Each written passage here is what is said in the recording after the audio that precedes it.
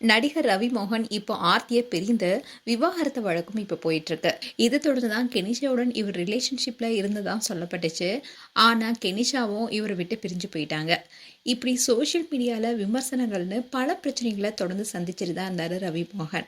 அந்த நேரத்துல விவாகரத்து முடியும் வரைக்கும் என்னுடைய படங்கள் வெளியாகாது, நானும் நடிக்க மாட்டேன்னு அவர் சொன்ன விஷயம் பெரிய அளவுல ஃபேன்ஸ் மத்தியில அதிர்ச்சி கொடுத்தது. இப்படி இருக்க சொல்லதான் ரவி மோகன் ரீசெண்டா விருது வழங்கும் விழால ரொம்பவே உருக்கமாகவும் எமோஷனலாகவும் பேசியிருக்காரு. அந்த விஷயம்தான் இப்போ பேசும் பொருளாக இருக்கு. அதில் அவர் என்ன சொல்லியிருக்காருன்னா, எனக்கு இந்த வருஷம் 46 வயசு ஆகுது. இதில் 23 வருஷங்கள் சினிமாவுக்காகவே வாழ்ந்திருக்கேன். என் வாழ்க்கையில் பாதியை இந்த துறைக்காக கொடுத்துருக்கேன். நான் செஞ்ச ஒரு சின்ன தவறு உங்களை காயப்படுத்தியிருந்தா அதுக்காக மனப்பூர்வமாக மன்னிப்பு கேட்டுக்கிறேன்னு அவர் பேச தொடங்கினாரு. இதனால அங்கிருந்த அத்தனை பேருமே ரொம்பவே அமைதியாக ரவி மோகன் பேசுனதா கேட்டாங்க.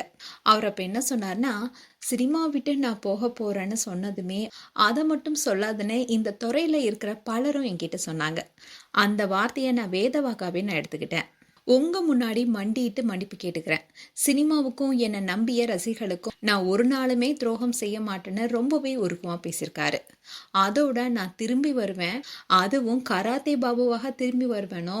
இன்னைக்கு நான் திரும்பவும் சிரிக்கிறேன்னா அதுக்கு காரணம் ஃபேன்ஸ் ஆனா நீங்க தான் சொன்னதுமே அங்கிருந்த ஃபேன்ஸ் அத்தனை பேருமே கைத்தட்டி தங்களுடைய ஆதரவை தெரிவிச்சிருந்தாங்க. இதை தொடர்ந்து பேசின ரவி மோகன் என்ன சொன்னார்னா, நான் ரீசெண்டாக செய்தியாளர்களுக்கு முன்னாடி வெளிப்படையாக பேசினதுக்கு அப்புறமா நிறைய பேர் மனநல பிரச்சனைகள் பற்றி பேச ஆரம்பித்தாங்க.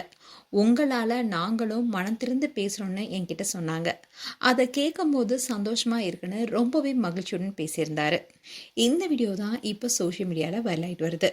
கடந்த சில மாதங்களாகவே ரவிமோகனுடைய பெயர் பெரும்பாலுமே சர்ச்சையாகவே போயிட்டுருக்கு. இதை தொடர்ந்து இந்த முறை ரவிமோகன் விருது வழங்கும் விழாவில் ரொம்பவே எமோஷனலாக பேசின விஷயம்தான் இப்போ சோஷியல் மீடியாவில் பலராலும் கவரப்பட்டு வருது. மேலும் ரவிமோகன் குறித்து உங்களுடைய கருத்துக்களை கமெண்ட் செக்ஷன் சொல்லுங்கள். இது போன்ற வீடியோஸை பார்க்க நியூஸ் தமிழ் கிட்ஸ் சேனலை சப்ஸ்கிரைப் பண்ணுங்கள் அண்ட் மறக்காமல் நோட்டிஃபிகேஷன் பட்டனை கிளிக் பண்ணுங்கள்.